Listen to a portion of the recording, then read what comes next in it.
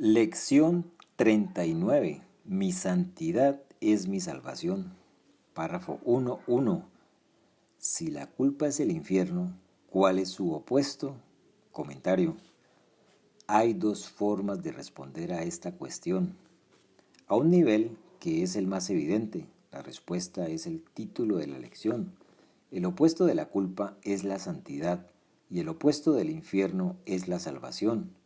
No obstante, como veremos en el segundo párrafo, otro opuesto de la culpa es el infierno, es que la culpa es el cielo. Párrafo 1.2. Al igual que el texto para el que este libro de ejercicios fue escrito, las ideas que se usan en los ejercicios son muy simples, muy claras y están totalmente exentas de ambigüedad. Comentario. Esto no es lo que la mayoría de los estudiantes de un curso de milagros creen con respecto al texto. El problema es que una vez que entiendes lo que el curso está diciendo, lo cual significa que has dejado a un lado la culpa, el especialismo y la inversión en ser un individuo, lo que queda es la simple verdad. Entonces lees un curso de milagros en ese estado mental y siempre es simple, claro y exento de ambigüedad. Lo que hace que sea difícil de entender no es el lenguaje, el verso pentamétrico yámbico en la versión inglesa, ni cualquier otro aspecto de su forma, sino que no estás dispuesto a entenderlo. Esto no tiene la intención de ser un ataque ni una condena, simplemente un medio de ayudarte a entender por qué te resulta tan difícil de comprender, por no hablar de practicarlo. Mientras sigas con la intención de mantener tu mente escondida, de hacer que el cuerpo sea real y de suma importancia a la individualidad, encontrarás que lo que este curso dice es terriblemente amenazante. Entonces será inevitable que la defensa natural contra la amenaza que percibes sea oscurecer lo que dice. No puedes entender un curso de milagros sin dejar primero que entre en ti. Una vez que lo haces, descubres que cuando lees algo que hace una semana, un mes o un año no tenía sentido, las palabras saltan repentinamente de la página y estás totalmente libres de ambigüedad. Cuando Jesús nos dice aquí, tal como lo hace en muchos otros lugares, que este curso es simple y claro, no está siendo travieso ni está burlándose de ti. Simplemente está diciendo que, si no es claro para ti, se debe a que te estás defendiendo de él. Esta es una declaración pensada originalmente para Helen. Este curso es muy claro. Si no lo ves así, es porque te estás haciendo interpretaciones contra él y por lo tanto no crees lo que dice. Y puesto que lo que crees determina tu percepción, una referencia a la proyección da lugar a la percepción, no percibes el significado del curso y, consecuentemente, no lo aceptas. Texto 11, capítulo 6, párrafos 3.1.3. Párrafo 1.3.4. No estamos interesados en proezas intelectuales ni en juegos de lógica. Estamos interesados únicamente en lo que es muy obvio, lo cual has pasado por alto en las nubes de complejidad en las que crees que piensas. Comentario. Hasta aquí nuestros santos y brillantes pensamientos que pensamos que estamos pensando, pero ya hemos aprendido que no estamos pensando en absoluto. Más bien, estos pensamientos profundos no son sino sombras del pensamiento de miedo en la mente. La dinámica subyacente aquí es nuestro miedo a la claridad de un curso de milagros, lo que da lugar a la defensa de la complejidad. Esto hace que sus simples verdades sean temporalmente inaccesibles para nosotros. Las enseñanzas del curso brillan en nuestras mentes como el sol y nos dan tanto miedo a la luz que rápidamente producimos nubes y todavía más nubes.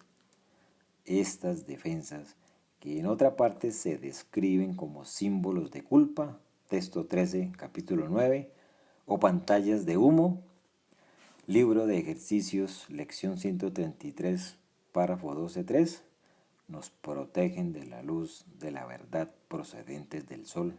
Así, en el contexto de este pasaje, las nubes representan nuestras cavilaciones intelectuales, todas ellas diseñadas bajo la racionalización de buscar la comprensión para defendernos de la simplicidad de las enseñanzas. Al final, la simplicidad de la verdad solo puede ser experimentada, no comprendida a través del cerebro. Esto es lo que Jesús explica en el texto sobre la complejidad. La complejidad forma parte del ámbito del ego y no es más que un intento por su parte de querer nublar lo que es obvio. Texto 15, capítulo 4, párrafos 6.2. La complejidad no forma parte de Dios. ¿Cómo podría formar parte de Él cuando solo conoce lo que es uno? Él solamente conoce una sola creación, una sola realidad, una sola verdad y un solo Hijo. Nada puede estar en conflicto con lo que es uno solo. ¿Cómo iba a poder haber complejidad en Él? Texto 26, capítulo 3, párrafos 1.1.5. Párrafo 2.1.4. Si la culpa es el infierno, ¿cuál es su opuesto? Esta, sin duda, no es una pregunta difícil. La vacilación que tal vez sientas al contestarla no se debe a la ambigüedad de la pregunta. Pero, ¿crees acaso que la culpa es el infierno? Comentario. Este es el problema. Nosotros creemos que la culpa es el cielo, pero no somos conscientes de esa creencia. Hay una subsección de los obstáculos a la paz llamada la atracción de la culpabilidad, en la que Jesús se refiere específicamente a nuestra atracción a ver la culpa en otras personas. No obstante, es obvio que si la veo en otros es porque quiero conservarla real en mí mismo. Ese es el problema. Creemos que la culpabilidad es el cielo y la santidad es la condenación. En el texto, Jesús dice que nuestro verdadero temor no es a la crucifixión, sino a la redención o santidad. Texto 13, capítulo 3, párrafos 1, 10, 11.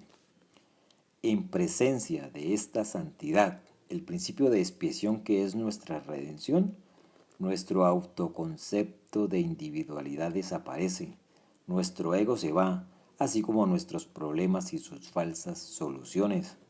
No queda nada sino la luz de la verdad, que es lo que verdaderamente nos atemoriza. Ese es el problema. La culpa preserva nuestra individualidad porque nos dice que no miremos nunca dentro de nuestras mentes.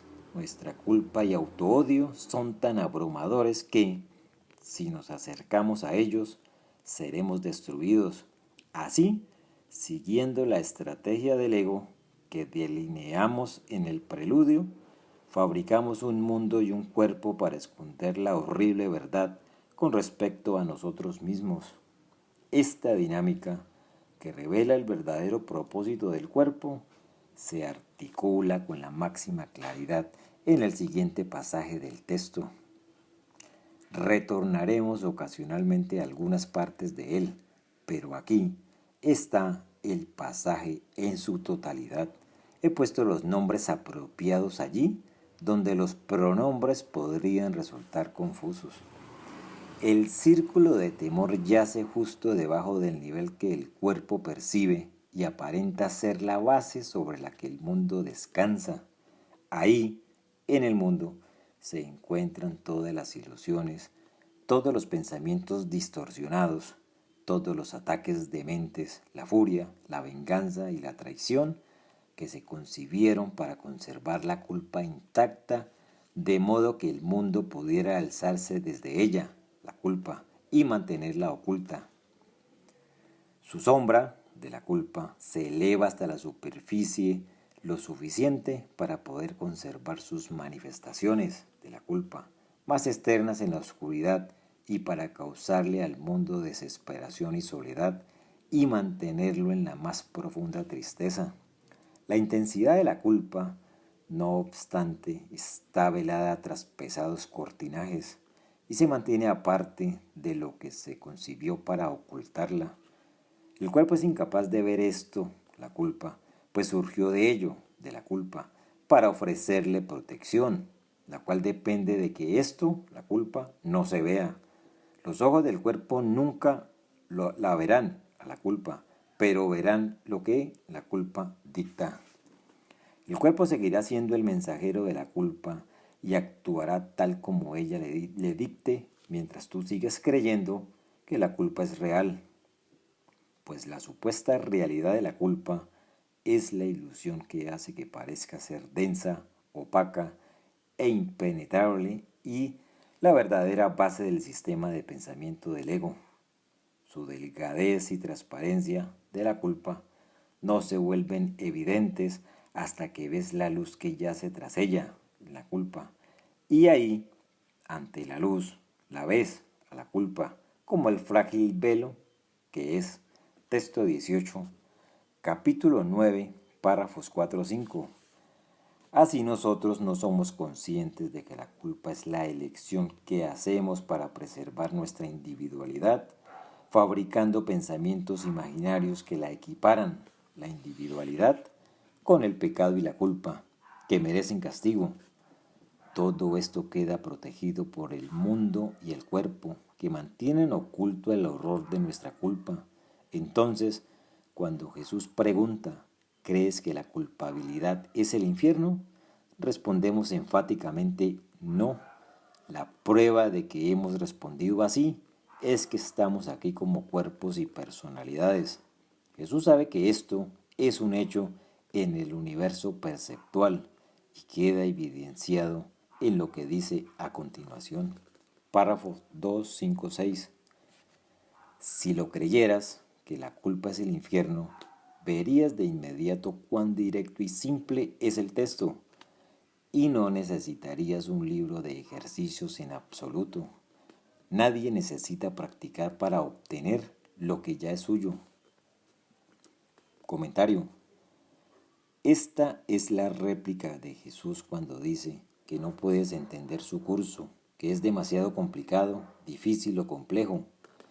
Él te está diciendo que eso no es el problema. Al decir, y esta es una línea que ya hemos citado, y Dios piensa de otra manera. Texto 23, capítulo 1, párrafos 2-7. Jesús te dice, yo pienso de otra manera. El problema es que tú crees que la culpa es el cielo y no crees que la culpa es el infierno y que tu santidad es tu salvación. Está claro que aquí Jesús no está atacando ni juzgando a nadie. Más bien te dice, no serás capaz de aprender este curso mientras no escuches lo que te estoy diciendo. ¿Qué es que no quieres aprender este curso? Tráeme a mí tu miedo a aprender para que pueda enseñarte que un curso de milagros te ayudará y no te hará daño. El amor no te abandonará, ni te traicionará, ni te crucificará, simplemente te aceptará como el Cristo que eres. Es a ese amor al que le tienes miedo. Este pasaje también apela a nuestra humildad. Jesús nos informa amablemente de que todavía somos niños espirituales, bebés en el bosque del ego que necesitamos a un hermano mayor sabio que nos dé su mano amable y nos guíe. Mientras nos identifiquemos con nuestro yo físico y psicológico, necesitaremos un curso de milagros para el medio o como el medio mediante el cual Jesús nos guía a través de los oscuros matorrales del sistema de pensamiento del ego hacia la luz de la verdad que brilla justo más allá de ellos. Solo la arrogancia del ego nos haría creer que estamos más allá de necesitar dicha ayuda. Párrafo 3.1.3. Como hemos dicho ya, que tu santidad es la salvación del mundo. ¿Y qué hay de tu propia salvación? No puedes dar lo que no tienes. Comentario. El mundo no es más que un espejo de lo que tú crees ser y, por lo tanto, la salvación del mundo y la tuya son idénticas. Tener y dar y recibir, tener y ser, todos ellos se equiparan en el curso. Véase, por ejemplo, texto 6, capítulo 5. Y por lo tanto son lo mismo. Si la realidad del amor, que es la única realidad, es la unicidad o es la unidad perfectamente indiferenciada y nada más, entonces lo que tengo es lo que soy, y lo que doy es lo que recibo. Una vez más, son lo mismo. Los cuatro son sinónimos con la dinámica que dice que el amor es y que no hay nada más. En este mundo, por supuesto, tener, ser, dar y recibir están separados. Si yo te doy algo, dejo de tenerlo. Estas frases, además, resaltan la necesidad de que aceptemos la expiación para nosotros mismos, no para algún otro. No puedo ser de ayuda para otro si sigo siendo un sanador no sanado. Texto 9, capítulo 5. Las líneas siguientes dejan esto claro. Párrafo 345. Un salvador tiene que haberse salvado. ¿De qué otro modo, si no, podría enseñar lo que es la salvación? Comentario. En un curso de milagros nada tendrá sentido para ti, intelectual o experiencialmente, a menos que te des cuenta de que todo es uno, tanto dentro del sueño del ego como en el cielo. La culpa que está en tu mente errónea es la misma culpa que está en todos, e igual ocurre en tu mente correcta. Si perdonas a una persona, la perdonas a todas, porque todas son lo mismo. El perdón debe comenzar y acabar allí, donde es necesario, en nuestras mentes, donde se hizo la elección original a favor de la culpa. Ya hemos visto que, a medida que aceptamos la salvación para nosotros mismos, se extiende automáticamente a través de nosotros para abrazar a la filiación como uno. Párrafo 3.6. Los ejercicios de hoy van dirigidos a ti, en reconocimiento de que tu salvación es crucial para la salvación del mundo. Comentario. No tengo que preocuparme de salvar al mundo o de mejorar una condición terrible, sea global o personal. Solo tengo que preocuparme de salvarme a mí mismo, lo que significa pedir a Jesús que me ayude a mirar de otra manera mis decisiones y pensamientos equivocados. Párrafo 3.7.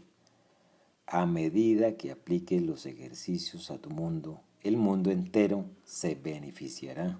Comentario.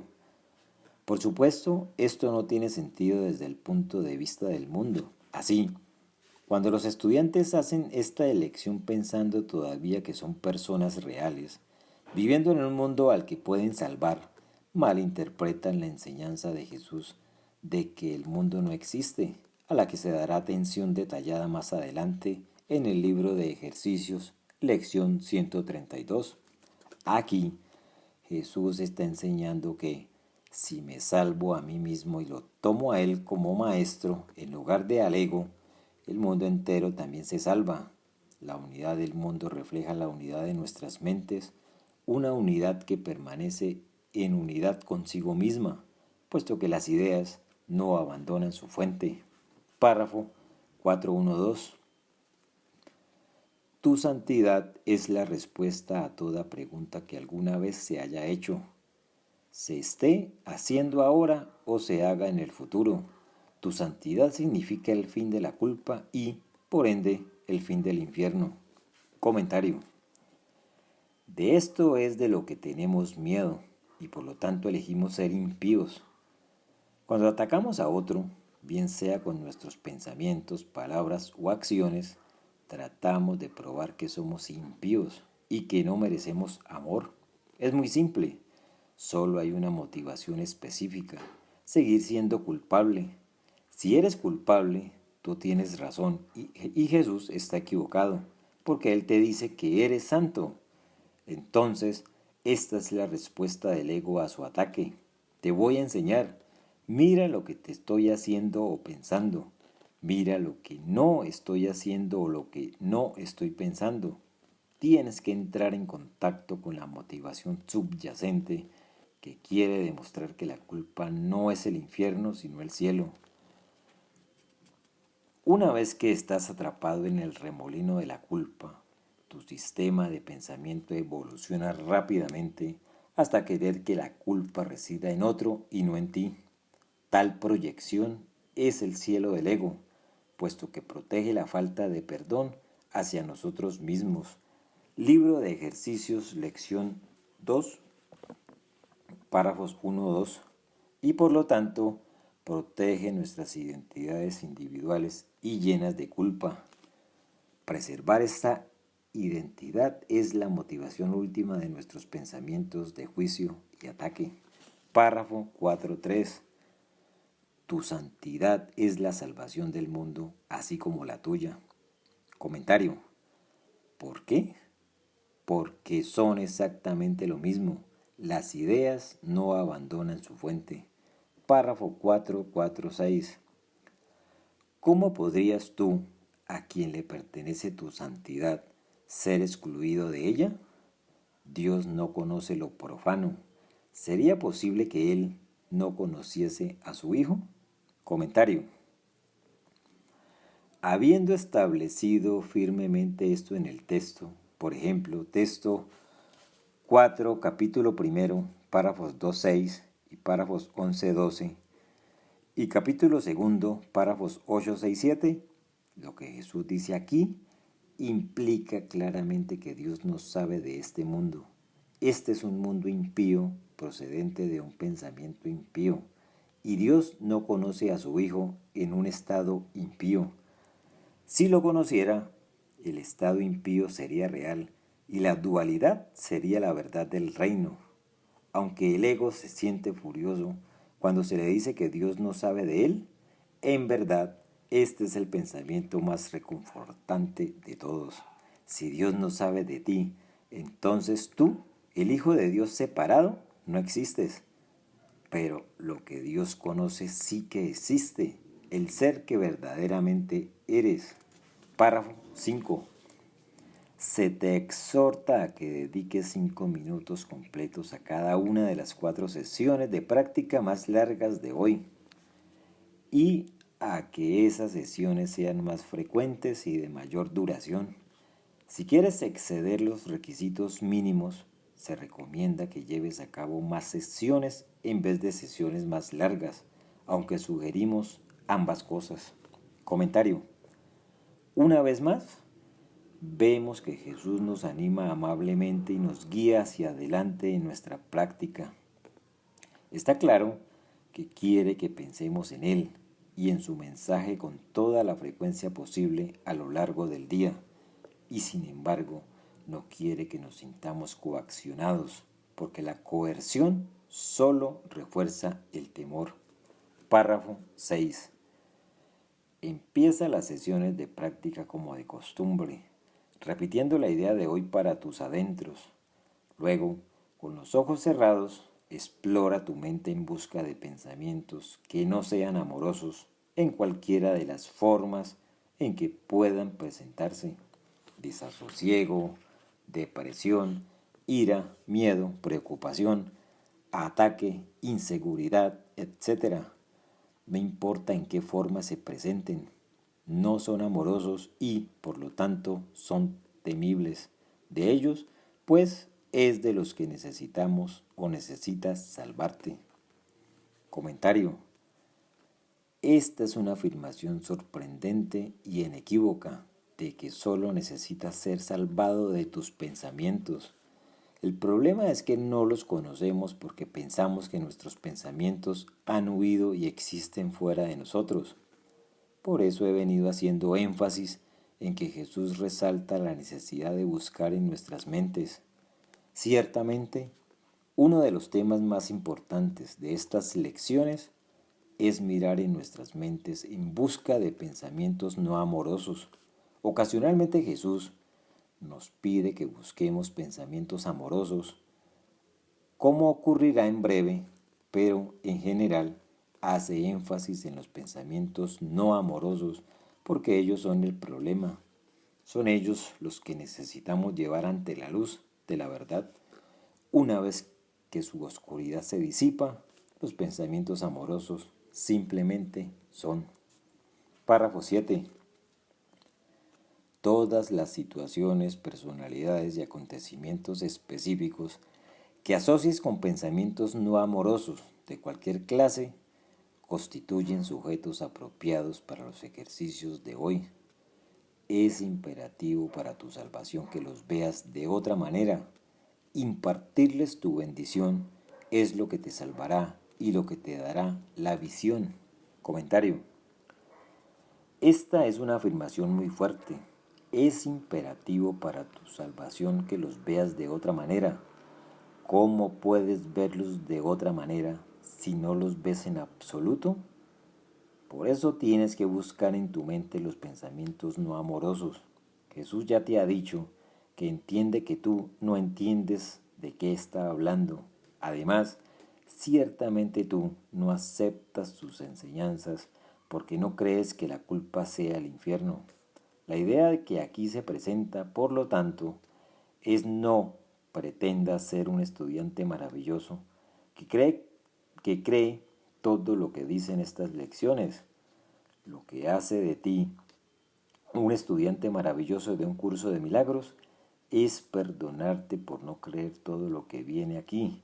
Recuerda, la idea es llevar nuestros pensamientos no amorosos ante su amor para que Él pueda reinterpretarlos para nosotros.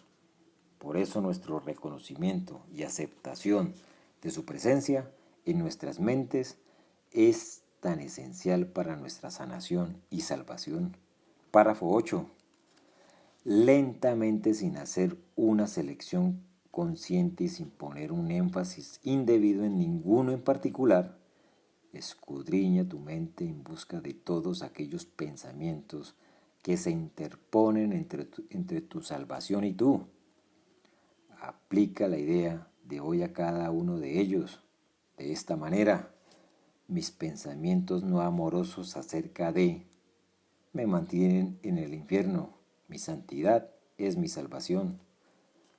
A esto se refiere Jesús en el texto cuando dice, volviendo a citar esta importante declaración, tu tarea no es ir en busca del amor, sino simplemente buscar y encontrar todas las barreras dentro de ti que has levantado contra él. Texto 16, capítulo 4, párrafo 6.1. Este aspecto de nuestro proceso de perdón es tan esencial que casi podría repetirse en cada lección. Tenemos que mantenernos continuamente vigilantes ante nuestros pensamientos no amorosos, a fin de llevarlos ante la presencia de amor en nuestras mentes, que los disipa amablemente con su resplandor. Nuestra tarea, una vez más, solo es buscar y encontrar la labor de retirarlos pertenece al Espíritu Santo. El resto de la lección continúa más guía e instrucciones para la práctica del día. Nota especialmente estos amables recordatorios de que solo somos, después de todo, principiantes en el viaje. Párrafo 9. Quizás estas sesiones de práctica te resulten más fáciles si las intercalas con varias sesiones cortas en las que simplemente repites muy despacio la idea de hoy varias veces en silencio. Te puede resultar útil asimismo incluir unos cuantos intervalos cortos en los que sencillamente te relajas y no pareces estar pensando en nada. Mantener la concentración es muy difícil al principio. Sin embargo, se irá haciendo cada vez más fácil a medida que tu mente se vuelva más disciplinada y menos propensa a distraerse. Comentario. La concentración mantenida se convierte en una de las características de nuestro estado de aprendizaje más avanzado. Cuando somos capaces de pensar de manera consistente en Jesús y en su mensaje de perdón, la consecución del mundo real, el objetivo último de un curso de milagros, llega cuando la concentración mantenida se hace permanente. La corrección de la mente correcta deshace el problema de la mente errónea, dejando que solo el recuerdo de Dios amanezca en nuestras mentes sanadas y santas. Párrafo 10. Mientras tanto, debes sentirte en libertad de introducir variedad en las secciones de práctica en cualquier forma que te atraiga a hacerlo. Mas no debes cambiar la idea en sí al variar el método de aplicación.